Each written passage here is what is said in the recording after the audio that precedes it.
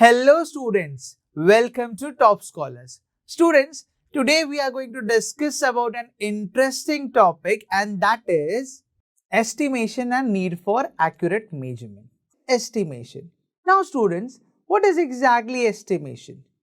Estimate means if you are calculating an approximate length, means you know that what is the size of 1 centimeter or 1 millimeter or 1 meter or 1 kilometer.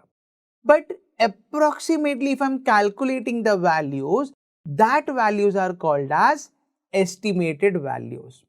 Okay, for example, I can say that 1 meter is approximately the length from your shoulder to the fingertips. Just stretch that out and that will be approximately 1 meter.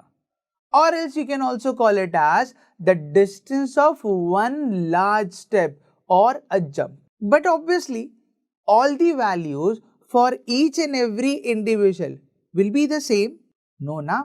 Yes, exactly.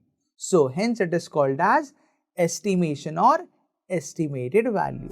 To learn more about this topic, download Toppscholars app.